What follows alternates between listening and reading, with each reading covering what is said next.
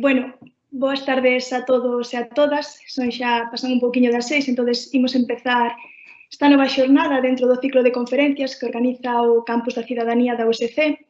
Eu chamome Gloria García, son alumna de último ano de xornalismo na USC e, bueno, invitóuseme a presentar un pouco e a colaborar tamén nesta xornada de hoxe porque justamente imos falar pois de as noticias falsas, da desinformación e de como das armas que se están utilizando para combatelas, que son sobre todo os verificadores de datos, e, bueno, este era un pouco o meu traballo de fin de grado e por eso se me convidou a participar.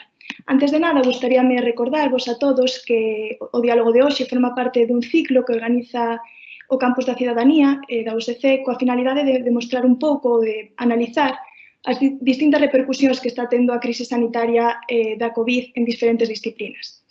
Vaise tratar dunha conferencia de aproximadamente 20-30 minutos, onde o orador, que vai ser Ángel Vizoso, pois falará un pouco sobre a desinformación que está tendo lugar nestes días, durante estes meses, máis ben, estes meses de crise sanitaria. Logo xa, posteriormente, pois daremos paso a unha ronda de preguntas, onde calquera de vos pois poderá participar e solventar as dúbidas que teñades sobre o tema. Vou vos deixar xa con Ángel para non perder máis tempo, pero, bueno, antes de nada, gustaríame facer unha pequena introdución do seu perfil. É graduado en xornalismo na USC dende o ano, no ano 2015 e posteriormente estudou tamén un máster en marketing, consultoría e comunicación política. Actualmente é investigador no Grupo de Investigación de Novos Medios da Universidade de Santiago de Compostela e os seus traballos pois céntranse fundamentalmente na área da visualización da información, que de feito é a súa tese, o fact-checking, que é un pouco o tema que hoxe nos ocupa, e tamén, en xeral, a produción xornalística nos cibermedios. Xa sen máis dilación, deixo vos con relator de hoxe. Moitas grazas, Gloria. Antes de nada, agradecerlle ao Campus da Cidadanía este convite para compartir con todos vos esta tarde falando un pouquiño de algo que nos inunda especialmente dende hai uns cantos anos, que son as noticias falsas, a desinformación, e un pouco tamén o que imos abordar na segunda parte desta charla, que se está a facer dende a parte da comunicación, do xornalismo, das plataformas multimedia para tentar frear esa circulación de noticias falsas e de desinformación. Antes de meternos xa en materia, permitídeme agradecerlle novamente ao Campus da Cidadanía, neste caso representado en Sara, Santiago e Susana, porque, fan posible algo que nos parecía difícil hai un tempo, que é poder dar conferencias ou compartir charlas deste tipo dende a casa en zapatillas prácticamente, non? Entón, pois, por esta iniciativa, moitas grazas, especialmente pois por contar comigo en representación do grupo Novos Medios. Antes de poñernos un pouco a analizar como está a ser esta crise do coronavirus no que respecta ás noticias falsas, gustaríame un pouco poñelas en contexto, porque as noticias falsas sí que están moi presentes no noso día a día, pero debemos tamén coñecer que é unha realidade que existe dende hai moito tempo. Podemos case chegar a dicir que dende que temos información, temos tamén desinformación. Temos un uso da información que non sempre vai acorde cunhas intencións puras, por dicilo un pouco de forma coloquial, non? Entón, ao longo da historia, pois véñense dando casos, algúns máis sobresaíntes que outros, nos que se utiliza a información ou se crea contido con apariencia de información para pois desgastar a un rival no marco dunha guerra, a rivais políticos, rivais empresariais, económicos, etcétera, etcétera, non? Entón, pois temos todo tipo de noticias falsas e de desinformación que un pouco, segundo a intención que teñamos, pois poden ir nun sentido ou noutro. E non sempre é con intención de facer dano, porque, por exemplo, seguro que moitas de vos tedes constancia daquela retransmisión radiofónica que fixo Orson Welles sobre a historia da Guerra dos Mundos, e realmente ese é un exemplo de de contido falso, de desinformación, porque se estaba trasladando a través dun medio de comunicación como é a radio, unha historia que realmente era falsa. Non había, afortunadamente, alienígenas desembarcando polas diferentes cidades de Estados Unidos. Non, aquela retransmisión no seu momento creou unha certa alarma no país. Era basicamente un exemplo de utilizar un medio como a radio e o poder da comunicación para orientalo, neste caso, cun ton de broma, de entretemento, pero que tivo tamén consecuencias. Todo iso a pesar de que aos comezos da retransmisión aclarouse que o que a xente ia escoitar ia ser unha peza de ficción, un entretemento, pero gran parte da poboación de Estados Unidos estaba escoitando outra emisora e incorporouse tarde a ese programa, entón a xente que non escoitou ese aviso pois quedou un pouco perdida e caeu no que serían as noticias falsas, porque realmente a desinformación, as noticias falsas aprovéitanse da súa apariencia, verdadeira que teñen, da forma que teñen de incluir,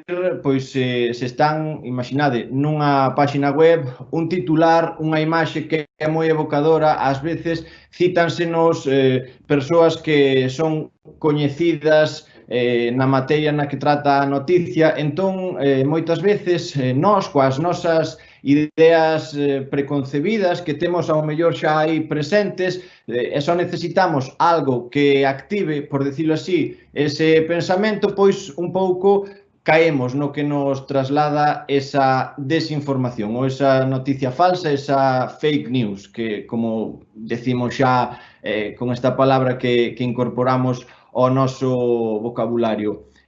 Basicamente, este tipo de contidos están creados para crear alerta. Por exemplo, moitos dos que estamos a ver nestes tempos do coronavirus están encamiñados a crear alarma, alerta sobre determinados puntos, moitas veces teñen tamén intereses para desgastar algunhas personaxes, se son pois sobre un líder político ou un líder empresarial, sobre determinada institución. Entón, pois aproveitámonos de que realmente temos como hai unha certa crenza na sociedade ou en sectores da sociedade sobre algúns deses temas para a xente que se dedica á produción deste tipo de contidos, pois soltalos xeralmente a través da rede e nos últimos anos moi frecuentemente a través da rede, porque as plataformas que temos hoxe en día fannos posible chegar a audiencias millonarias case pois como estamos hoxe dentro do salón da casa e simplemente co noso ordenador ou o noso teléfono móvil. Entón, con iso, pois lanzamos as nosas mensaxes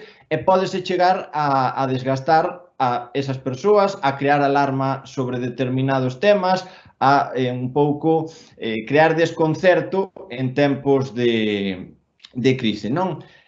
Bueno, xa para dar paso ao que nos vai contar Gloria un pouco no marco do seu traballo de fin de grao, que está relacionado coa verificación da información e, lóxicamente, facendo o traballo sobre este tema no 2020, había que sí ou sí, pois había que incluir un epígrafe, un apartado no que se tratara a circulación de noticias falsas neste tempo, porque realmente dentro dun tempo, cando nos paremos e miremos cara atrás, veremos que seguramente foi o momento da historia no que maior circulación de desinformación houbo grandes episodios nos últimos tempos, como poden ser as eleccións en Estados Unidos no ano 2016 ou outro tipo de procesos electorales noutros países, pero a magnitude e, sobre todo, a escala global do problema ao que nos estamos enfrontando neste momento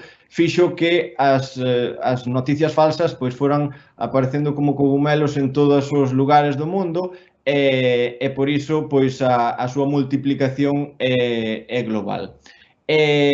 simplemente, pois agora darlle paso a Gloria para que nos narre un pouquiño pois ese aumento da difusión de noticias falsas, un pouquiño por onde foi esta difusión de contidos falsos. Cando queiras, Gloria. Pois sí, xustamente, como comentaba Ángela, a desinformación, bueno, existiu toda a vida e máis coa chegada da era digital está, pois, agravouse máis, pero é verdade que durante estes meses en que aumentou moito, sobre todo, a alerta, un pouco o caos, pois creouse un caldo de cultivo perfecto para que aumentasen as noticias falsas. De feito, fai un par de meses, a Organización Mundial da Saúde falaba de que a sociedade estaba sendo víctima dunha infodemia, é dicir, que faltaba información por parte dos medios e o que estaba era a desembocar nunha clara alerta entre a sociedade.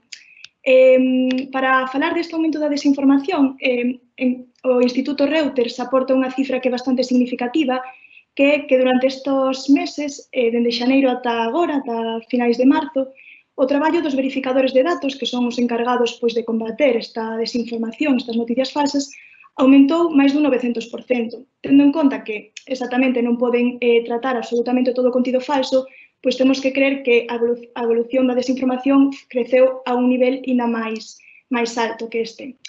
Por exemplo, a entidade Prensa falaba de que o ano pasado en España publicábanse de media unhas 170 noticias falsas ao día, e coa chegada do virus estas pasaron a ser a 253 noticias falsas ao día, polo que é un aumento bastante considerable.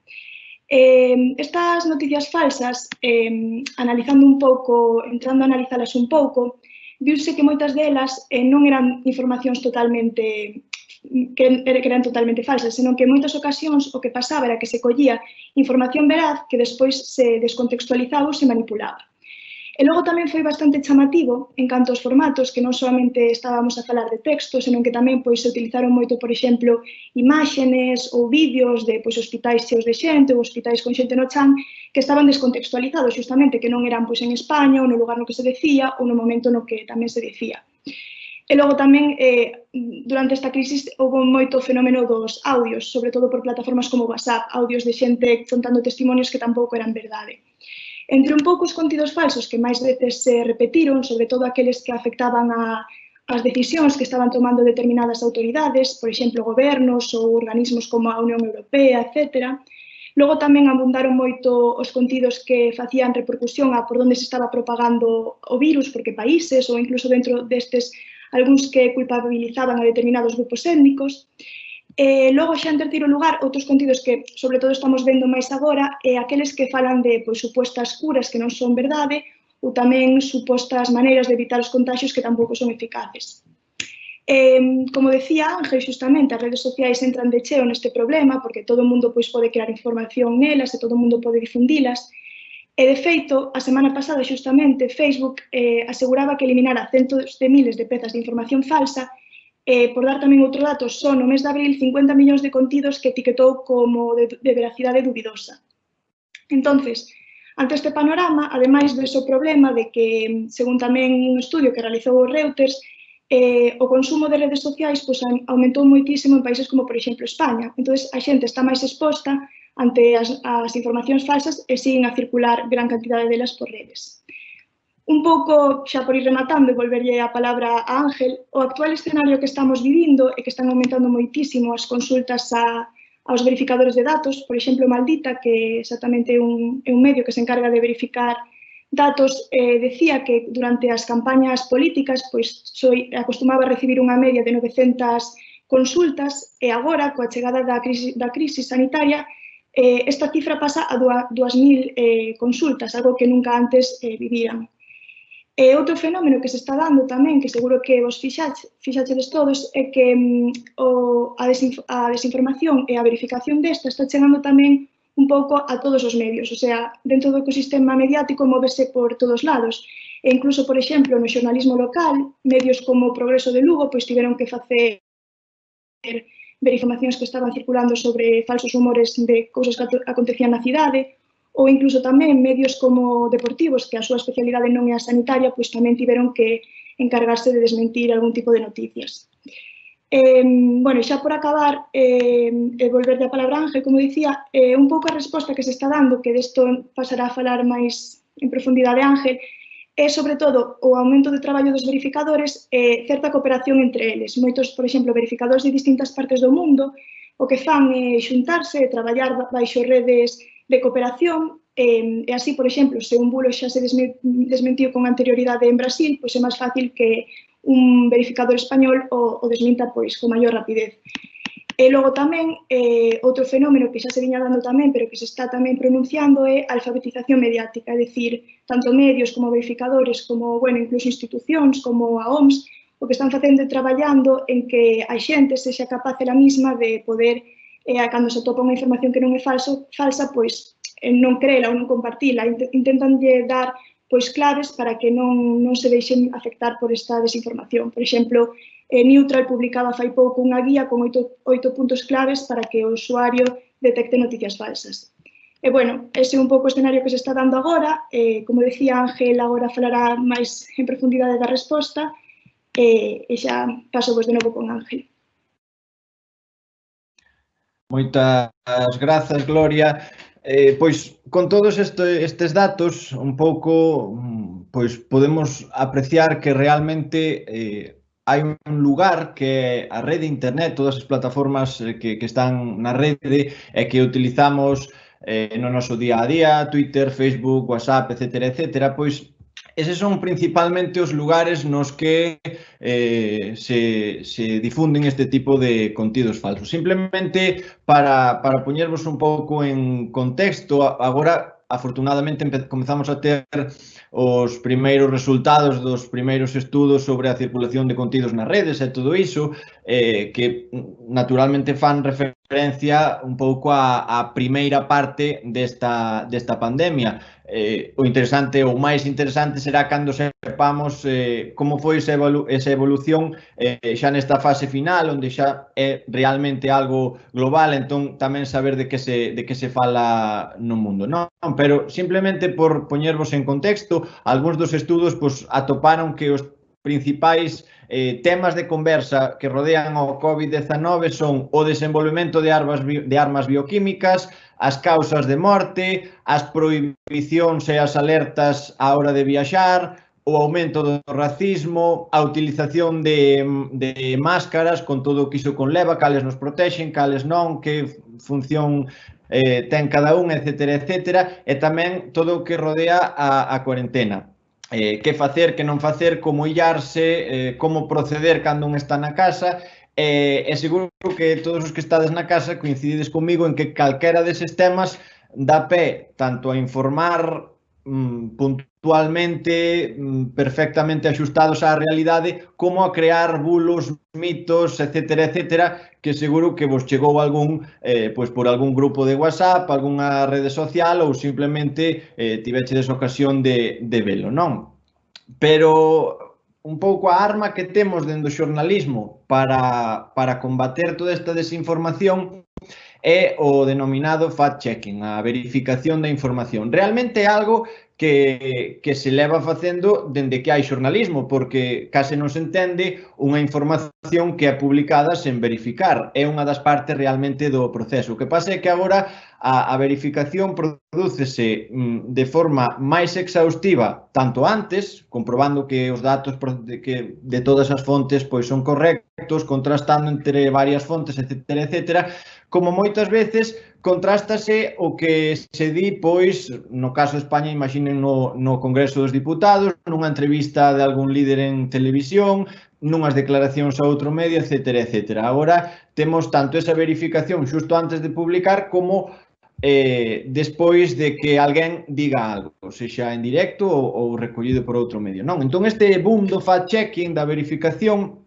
é algo que agora pois os medios de comunicación teñen moi presente e ano tras ano vemos como aumentan a cantidade de medios especializados concretamente nesta tarefa, en verificar datos, en verificar informacións. Para que vos fagades unha idea, a día de hoxe hai un censo dunha universidade norteamericana, da Universidade de Duke, que ano tras ano van actualizando e o mes pasado había identificados 237 fact-checkers, que como eles lles chaman, que son tanto medios como seccións ou equipos de medios de comunicación que só se dedican a verificar e publicar verificacións da información.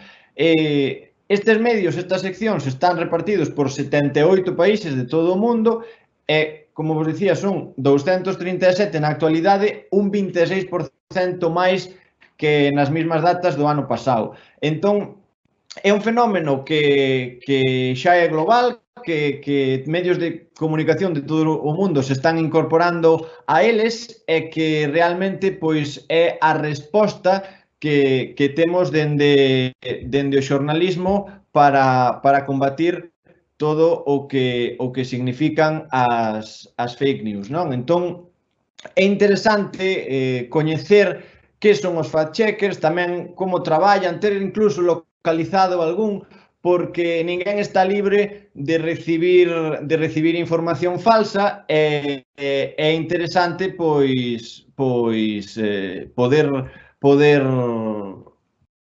ter ferramentas para contrastar o que nos chega, non? Quería compartirvos, agardo que saia agora en pantalla, un estudo do Instituto Pointer que en materia de verificación da información é unha das institucións máis reputadas e que xunta un maior número de medios de comunicación. Levan tempo dende que comezou todo isto facendo un estudo sobre os temas, por onde circula a desinformación no marco desta pandemia que estamos a vivir.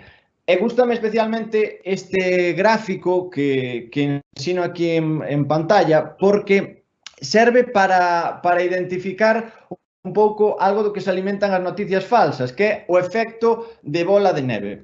Podedes ver aquí diferentes temas, áreas temáticas, etcétera, etcétera, pois temos a difusión do virus e todo isto, cada puntiño é un bulo verificado, contrastado por unha destas institucións asociadas a través dunha rede internacional de verificación e o primeiro sobre este tema é o que está na parte máis exterior. Entón vemos como esta bola de neve vai engordando, entón é interesante sabelo. Vemos que pois as boliñas máis grandes son as que tratan sobre a difusión do virus, todo o que rodea o peche, o confinamento, tema sobre gobernos e todas as medidas tomadas, circunstancias que acontecen nos hospitais, vídeos que tiveron que ser verificados por ser falsos, etcétera, etcétera. Entón, é moi interesante, recomendovos realmente que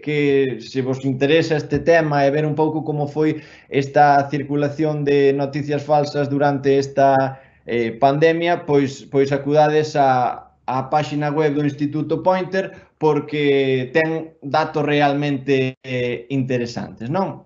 Xa tamén, pois, un pouco para concluir, simplemente dar, pois, algúns nomes de medios especializados, tanto en España como no mundo, que, pois, día a día traballan e se esforzan para que, pois, a desinformación, poñerlle, por dicilo así, unha barreira a desinformación, para poñerlle freo ás noticias falsas. En España é coñecido o traballo de maldita.es con todas as diferentes seccións ou áreas que teñen, maldito dato, maldito bulo, etcétera, etcétera. Pois recoméndovos que se estades interesados neste tema ou xa ás veces vos chega algo que dicides isto seguramente seña un pouco dubidoso, pois que vaiades aí porque se é falso e circulou por aí de forma masiva, seguro que o cazan, non?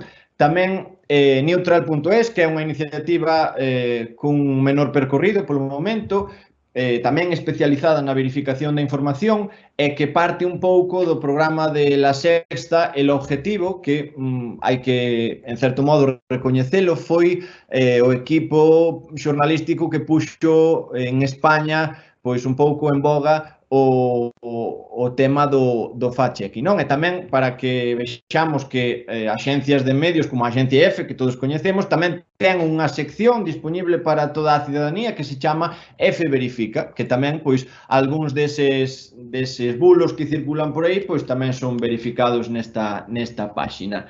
Tamén, de xeito internacional, vemos como na BBC, en Le Monde, en The Guardian, grandes medios, pois naturalmente non podían quedarse atrás nesta tendencia e tamén teñen seccións ou equipos destinados solamente a verificar a información e contrastar que todo o que se publica ou todo o que se di en determinados ámbitos pois se axusta á realidade.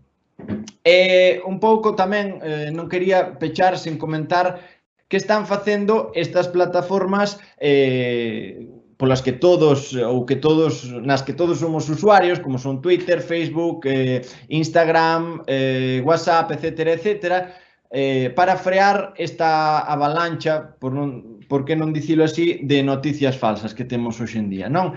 As plataformas cada vez máis están tentando identificar as contas que producen informacións falsas ou mesmo os contidos falsos para tentar eliminalos da circulación, tentar frear esa cadena de transmisión. Ao final, isto é casi podemos facer un símil co propio virus, entón o que intentan estas plataformas é tentar pois confinar esa información falsa para que non siga circulando pola sociedade, non? Recentemente, con toda a polémica que rodeou esta medida, vimos como o WhatsApp tamén identificaba certos contidos que foron compartidos máis de 5 veces, identifícanse cunha marca diferenciada con dúas frechas en lugar da unha que é habitual, tamén non deixando compartir determinados contidos que xa foron replicados moitas veces porque, claro, a plataforma identifica que eso pois, pode ser unha cadea viral que ao mellor non está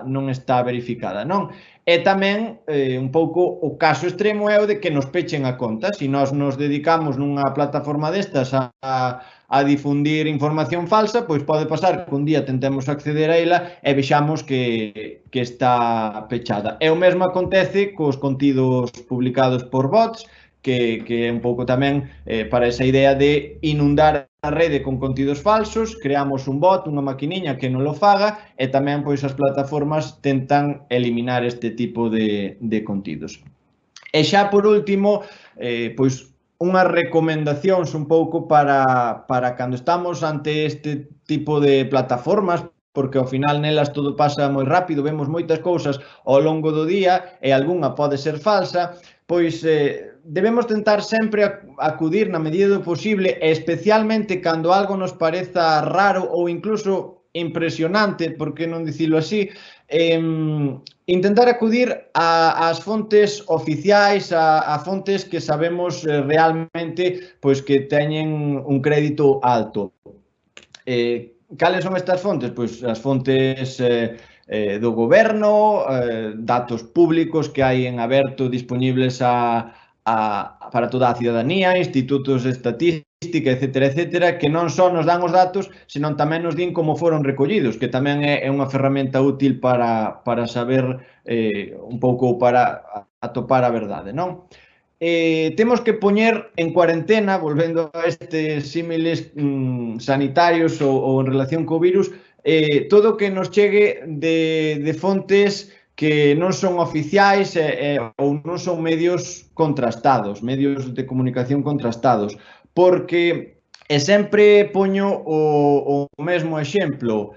Se resulta que temos un medio de comunicación que se chama noticiasdesantiago.com e resulta que descubrimos que este medio de comunicación está aloxado en Macedonia ou en Rusia, que son lugares nos que hai incluso cidades nas que hai gran presencia de medios de comunicación dedicados ás noticias falsas, onde isto é un negocio, pois podemos empezar a dubidar de que ao mellor ese Noticias de Santiago realmente non publica moitas noticias de Santiago. Ao mellor as publica sobre Santiago, pero hai outras intencións detrás, non? Entón tamén un pouco, pois, educarnos ou aprender destas experiencias cando ás veces chegamos a un contido falso, ver como era e dicir, vale, pois se isto era así, se me volve a pasar, xa non me cazan, porque xa vos teño pillados como procededes, non? Porque, como dicía ao comezo, as noticias falsas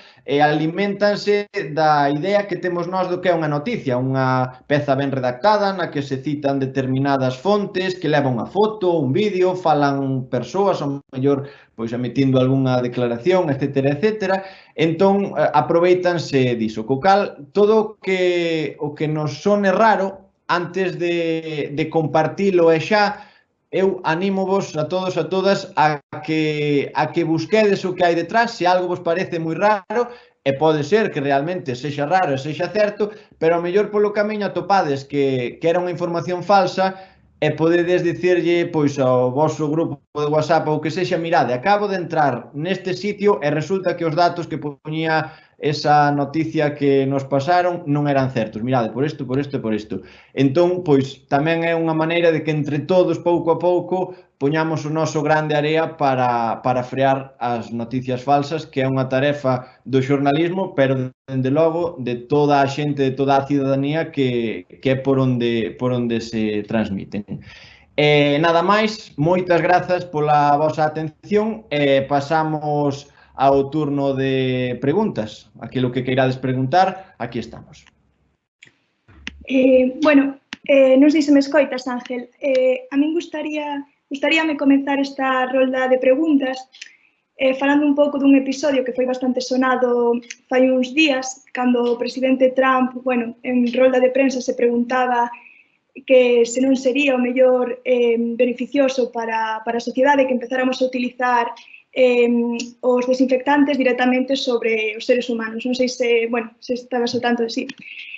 Logo o que pasou foi que houve moitas persoas en Estados Unidos que acudiron ao hospital con intoxicacións. Por lo tanto, a miña pregunta é un pouco se cando unha noticia engañosa ou unha noticia falsa a transmite o mellor unha fonte de autoridade ou neste caso un político, se teñen un maior impacto ou unha maior credibilidade na sociedade. Se isto é máis perigoso, quizáis, que encontrar as noticias no Twitter ou no Facebook.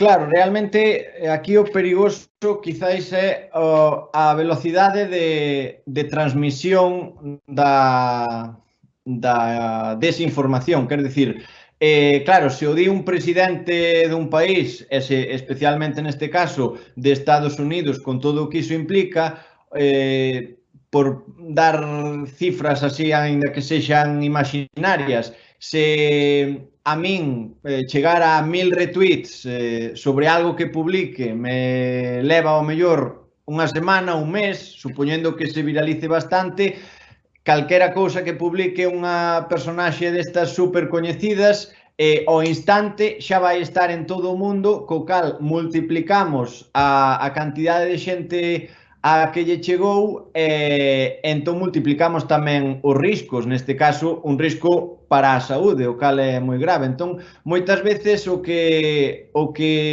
debemos mirar non é o que se di, porque é probable que a idea de beber desinfectante ou lixivia ou calquera sustancia destas a alguén nalgún momento de desesperación se lle pudera pasar na cabeza, ao mellor non o fixo público, ao mellor o fixo público, pero dende logo non tería o altavoz que ten pois un presidente dun goberno que naturalmente todo o que di ao instante xa está nos medios de comunicación, nas redes sociais, etcétera, etcétera. Co cal, o perigo real das noticias falsas é moitas veces a velocidade de transmisión, esa bola de neve que é como que a tiramos por unha pendente e vai medrando de xeito imparable. Mais que ás veces o que se di propiamente, porque o que se di pode haber no mundo moita xente que o pense, pero claro, a canta máis xente chegamos, máis magnificamos o problema. Bueno, vexo xa aquí no chat, no apartado de preguntas, algunha, por exemplo, Sara, que nos pregunta se existe algún tipo de repercusión legal sobre os medios de comunicación por manipular a información ou facerse eco de noticias falsas sen previa verificación dos datos. pouco a pouco empezan os gobernos, mesmo a Unión Europea, a emitir directivas, normas, leis, etcétera, etcétera, nas cales, sí, pode chegar a haber sancións para aqueles medios de comunicación que difunden contidos falsos. Polo de pronto, é unha tendencia que vai bastante lenta, quizás porque sí que é un fenómeno novidoso, aínda que realmente non tan novidoso, sí que nos últimos anos tivo un boom coas redes sociais, pero bueno, sempre houbo desinformación ou interés por desinformar. O que pasa é que, claro, neste momento é unha tendencia máis acentuada, non? Pero sí, comeza a haber proxectos de leis en Reino Unido, en Alemanha tamén hai pois unha lei, sobre todo vinculada aos casos de odio e rexeitamento ás persoas, que realmente é un campo no que as noticias falsas case poñen sempre o punto de mira, o de crear pois unha imaxe que non é tal de determinados colectivos para fomentar pois condutas racistas, xenófobas, etcétera, etcétera. Co cal, pouco a pouco os gobernos comezan a actuar neste sentido e é previsible que nos vindeiros anos, porque lamentablemente isto veu para quedarse, co cal nos próximos anos seguramente teremos máis e máis leis e normas que regulen un pouco pois aquelas persoas ou medios que publican contidos falsos de forma deliberada, porque eu sempre digo que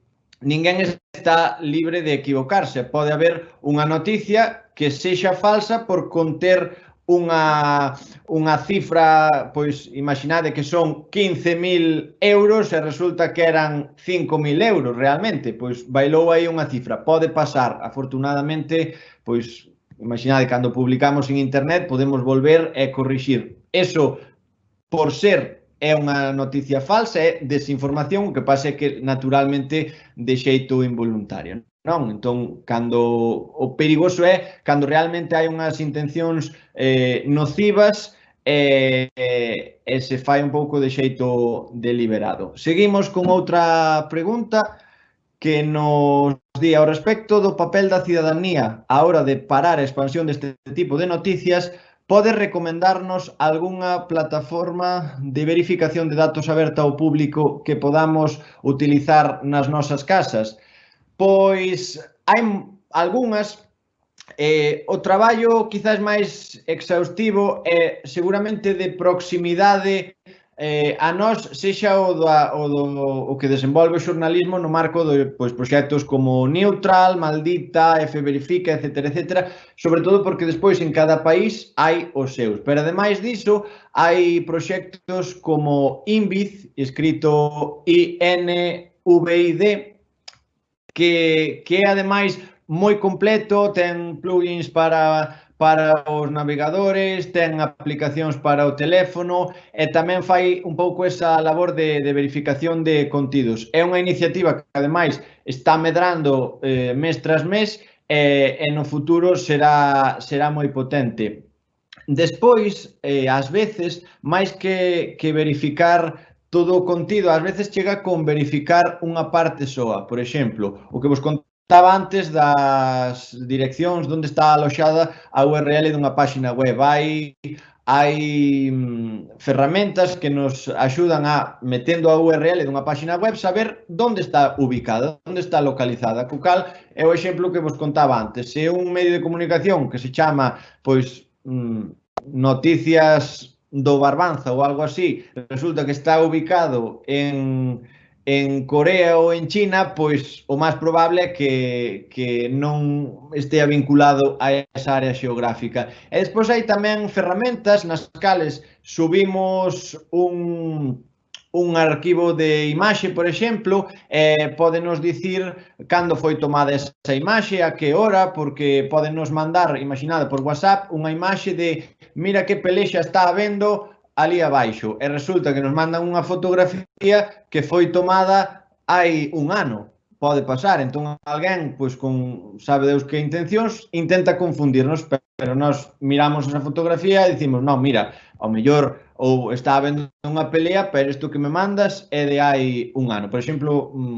unha ferramenta para isto é unha que se chama TinEye, hai escrito elle como ollo en inglés, na cal, pois iso, subimos unha imaxe e dinos pois eses metadatos da fotografía, non? E moitas veces o máis simple é tamén o máis efectivo. Unha ferramenta útil é a búsqueda de imaxes á inversa da que dispón Google, na cal entramos en Google Imaxes, arrastramos tamén unha fotografía e se esa fotografía está na web, vai nos comparar esa plataforma compara a fotografía que subimos co que hai na súa base de datos e pode pasar que nos envíen unha imaxe como exclusiva, recente, etc., e nos suceda o mismo, que fose publicada hai tempo en algún lado e noutro contexto. Entón, sí que hai múltiples ferramentas, pero sí que é interesante tamén coñecer este traballo dos verificadores porque nos dan un pouco o traballo feito, por decirlo así, afórranos ese proceso. Pero, bueno, se alguén quere afondar máis, convido, pois iso, a ir ás fontes orixinais e utilizar estas ferramentas. Que vos parece o control de noticias, que o control de noticias falsas se faga dende o goberno? Bueno, isto xa é casi un tema polémico, por decirlo así.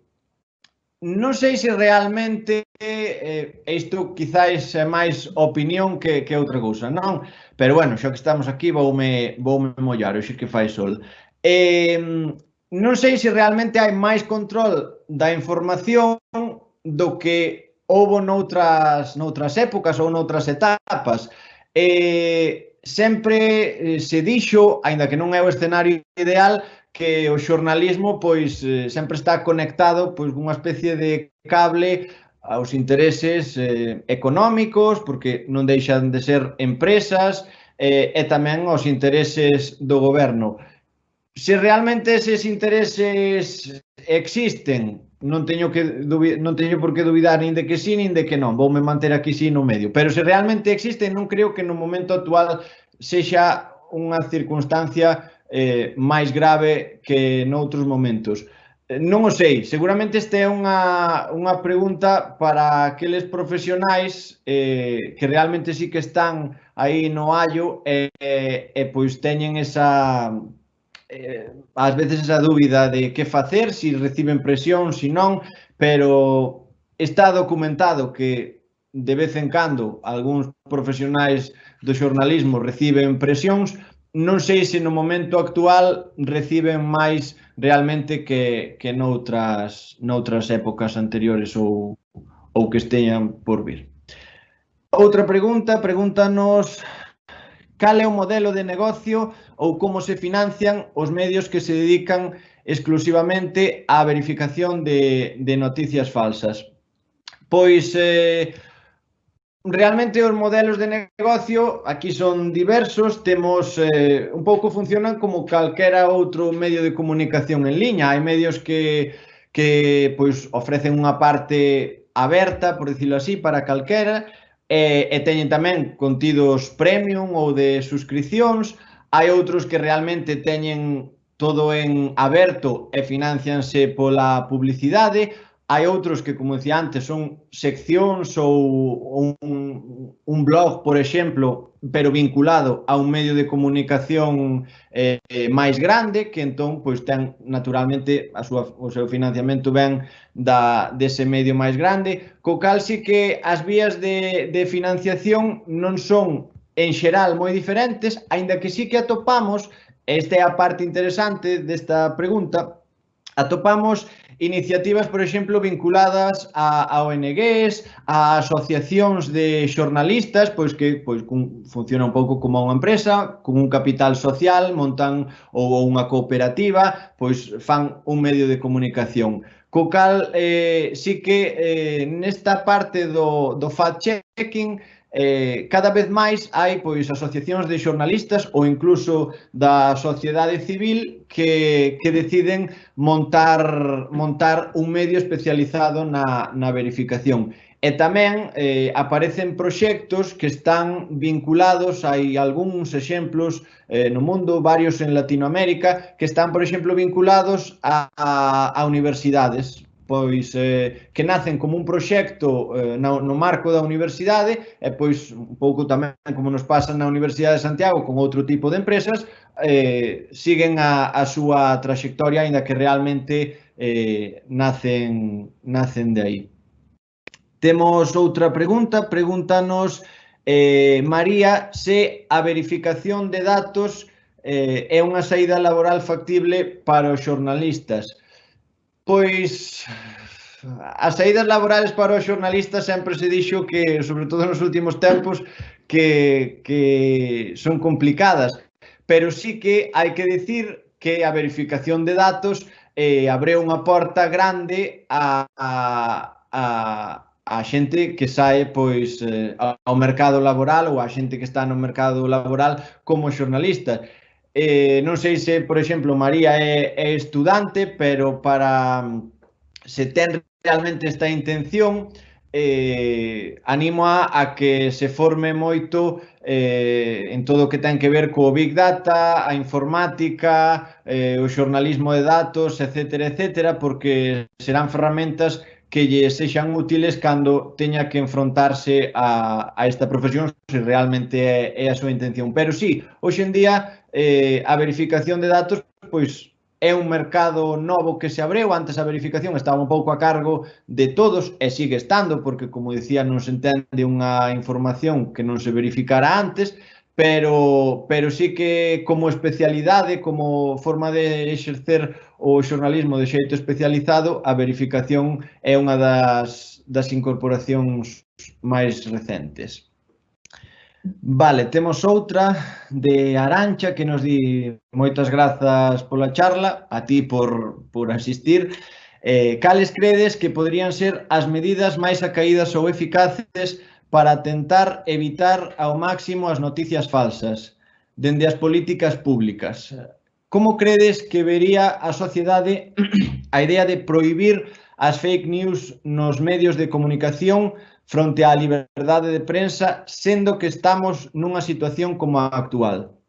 Ben, aquí temos dúas ideas. Dende as políticas públicas, eu encamiñaría máis esta regulamentación a todo o que ten que ver cos usuarios anónimos. Cústame creer que medios de comunicación serios, seguramente calquera de nós pregúntanos o nome de 10 medios de comunicación ou os que máis seguimos, é o máis probable que ningún dos que saia teña publicado, polo menos conscientemente, noticias falsas, non? Entón, eu excluiría o xornalismo profesional desta idea das fake news, porque realmente, se un medio de comunicación que aspira a ser serio se dedica a publicar noticias falsas, deixa de selo, non? Outra cousa é que sexa pois un despiste ou unha falta de, pois por un momento, por dicilo así, unha certa profesionalidade ao non contrastar algún dato, pero bueno, se iso é autoverificado ou corrixido, pois bueno, non lle daría máis importancia, non? Pero realmente o freo hai que poñelo dende a parte das políticas públicas a todas estas iniciativas que aparecen, como dicía antes, un pouco como cogumelos, que non se sabe moi ben de onde veñen, que aparecen, imaginade un medio, un blog que está emitindo información que demostra ser falsa durante un tempo e despois desaparece, non se sabe quen está detrás, está en países moi afastados. Entón, aí sí que seguramente é onde hai que poñer o freo a iso, é a circulación de contidos falsos nas redes sociais. E con isto realmente, claro, aí contrasta un pouco pois co tema da liberdade de prensa, pero eu creo que se o goberno frea este tipo de contidos que veñen de non se sabe onde e desaparecen, etcétera, etcétera, non se estaría limitando a liberdade de prensa. Porque, polo xeral, cando un medio de comunicación publica algo, realmente a maior parte das veces vai asinado con nome e apelidos, ou é un medio de comunicación que ten, pois, unha redacción nun punto fixo, ten unhas vías de contacto, etcétera, etcétera. Non, as noticias falsas así un pouco que xorden de forma asolagadora ou casi como unha inundación, aparecen de outros lados, non se sabe quen está detrás, etcétera, etcétera. Entón aí eu creo que un medio profesional non incurriría en publicar este tipo de contidos, pero dende logo sí que se debería facer algo para frear a circulación de fake news.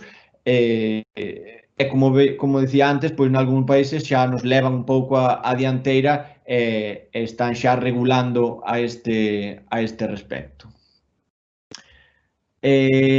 Temos outra pregunta que nos di que pasa co comercio de datos da cidadanía e como repercute na desinformación. Quen comercia con eles? Coñeces cifras de negocio? Cifras de negocio do comercio de datos non. Pero realmente todos sabemos, moi ao noso pesar, que é unha realidade que vivimos cando navegamos pola rede. Claro, temos que ser conscientes de que cando estamos nunha rede social non pagamos nada, solamente a electricidade e a conexión á rede que xa vai pola nosa conta, pero estando realmente na rede social non gastamos nada, non? Entón, a nosa moeda son os nosos datos. Eu sempre poño o mesmo exemplo. Son moi populares este tipo de cuestionarios que nos din que animal fuche na outra vida, por exemplo, pero realmente, cando o temos diante, temos que pensar se queremos saber que animal éramos na outra vida, porque realmente facendo ese cuestionario estamos dicindo que idade temos, canto medimos, canto pesamos, de que cor temos o pelo, seguramente ao mellor onde residimos, etcétera, etcétera, non? Entón, sí que convido a todo o mundo a que sexa prudente cando navega neste tipo de plataformas, porque teñen moitas cousas boas e facilitaronnos moito a vida. Seguramente ninguén se imagina pasar o que estamos pasando sen espazos como as redes sociais, WhatsApp, etcétera, etcétera. Seguramente sería, cando menos, diferente. Non quero dicir ni máis fácil ni máis difícil, pero sí diferente. E sí, existe un verdadeiro comercio, por que non dicilo, cos nosos datos, por iso temos que ser moi prudentes de onde navegamos, onde consultamos a información, que datos realmente damos cando navegamos, etcétera, etcétera. Porque, claro, despois iso acabamos vendo anuncios e resulta que se nese cuestionario que vos mencionaba antes poñemos que temos o pelo rubio como a min, ao mellor na seguinte páxina que visite me están anunciando un champú para o pelo rubio. Como sabían eles que o tiña? Pois acababan de averigualo, non? Entón, sempre moita prudencia. A ver, seguimos. ¿Cuál es la diferencia entre fake news y posverdad? Realmente, eu diría que case ningunha. Aquí xa entramos en aspectos terminolóxicos. Eu, polo que eu levo lido e un pouco estudiado, a xente refírese ás dúas cousas por igual. Non sabería realmente dicirche onde están os matices entre unha idea e outra. Sí que as fake news ao mellor sería máis esa peza que parece unha noticia e realmente é falsa. A posverdad quizáis é algo máis xeral, que non realmente ten que levar esa apariencia de noticia e que se difunde pode ser por outros medios, porque podemos difundir, pois neste caso a posverdade, pois no boca a boca, non ten por que ser con esa apariencia de noticia ou información televisada ou información radiada, non. Si que, pois, por poñer, se fixéramos como a este xogo das matuxas, pois a matuxa grande sería a posverdade e as fake news irían dentro dela, non? Seguimos cunha pregunta de Marta que nos di: recentemente creceron as críticas dirixidas a medios de verificación como Maldita ou Neutral por parte da ultradereita española. Como se pode loitar contra a circulación de bulos dentro desas burbullas específicas cando hai cidadáns que non consideran aos fact-checkers como axentes independentes? Grazas aos dous por esta charla. Grazas a ti, Marta, pola pregunta. Pois, claro, o fact-checking realmente non é unha arma infalible porque precisa que a persoa que está ao outro lado tamén, en certo modo, estea algo receptiva. Quer dicir, que deixe unha porta aberta á corrección daquilo que veu e que é falso. Ao final, as noticias falsas e a verificación aprovéitanse case dos mesmos mecanismos. Como vos dicía, as noticias falsas aprovéitanse de ir tocar aquelas ideas que temos como preconcebidas e que realmente só nos fai falta velo en algún lado ou que alguén non lo diga para dicir, anda, pois eu pensaba igual, difundo, amplío a cadea de transmisión. A verificación da información está no oposto, pero realmente tamén necesita que realmente haxa como un espazo polo cal pois meter ese antídoto ou eses datos correctos que desminten o que as persoas realmente crían. Aquí poderíase decir a resposta rápida e acudindo un pouco ao refraneiro sería que para quen non quere hai sempre demais.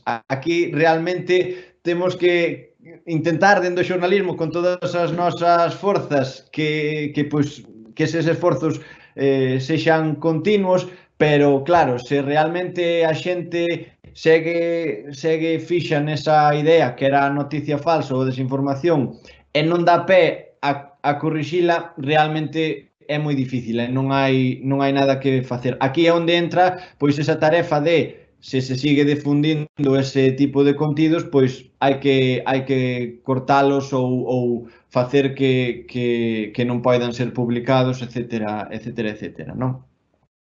Seguimos con Javier, que nos pregunta: o exemplo que comentabades antes de Trump é realmente unha nova falsa? Eu creo que nese caso non o é. Sería máis ben unha torpeza por parte do comunicador. Non é unha nova falsa, unha fake news, por dicilo así, porque realmente non tiña esa apariencia de noticia, nin saiu publicado en ningún lado, pero non deixa de ser desinformación. Realmente, desinformación sería que, por exemplo, eu, cando remate esta conferencia, chame a miña nai á casa e lle diga que foi un éxito e que había 5 millóns de persoas véndome. Seguramente ela non caería e non lle faría falta fact-checking ningún, pero non por iso deixa de ser desinformación. Ao final, a desinformación tamén son esas noticias pois con un aire chistoso que vemos en xornais satíricos. Iso tamén é desinformación, non por ser broma deixa de selo, pero sí, non é quizás fake news como tal, salvo que algún medio a replique e a presente como presidente dos Estados Unidos avalado por X estudios di que beber desinfectante é unha medida correcta, pero non deixa de ser desinformación, vale? Seguimos con Manuel, que nos di: moitas grazas pola charla e parabéns. Grazas a ti, Manuel. A miña pregunta: algúns medios de información xeral adoitan caer nalgún bulo ou difunden noticias bastante sesgadas e moi incompletas por motivos ideolóxicos e editoriais.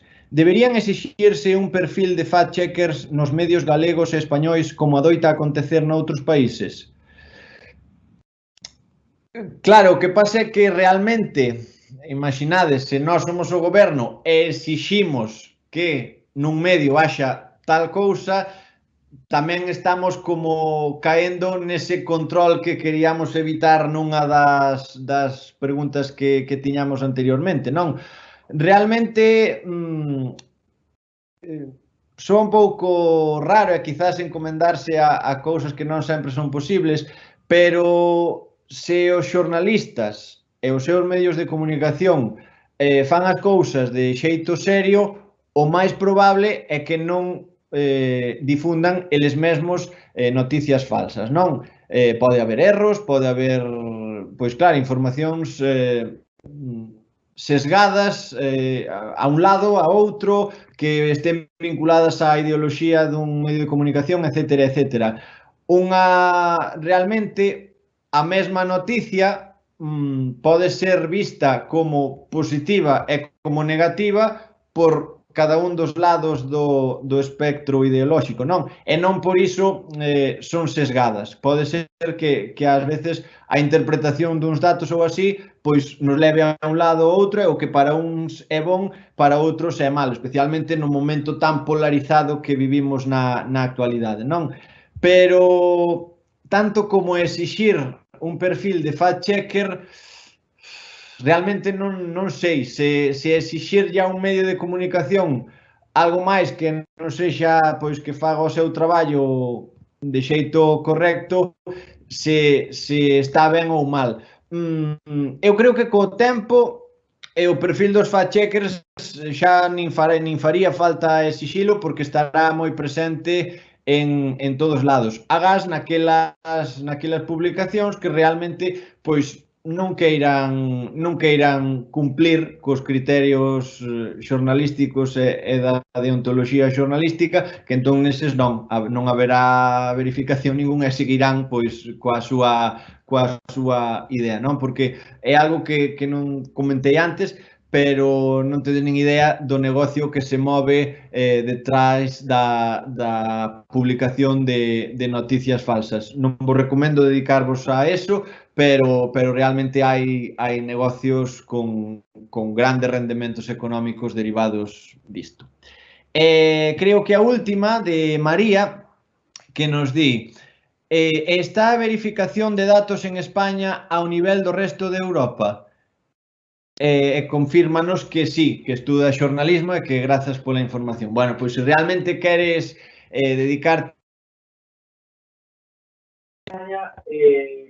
sí, en España hai grandes equipos de verificación da información,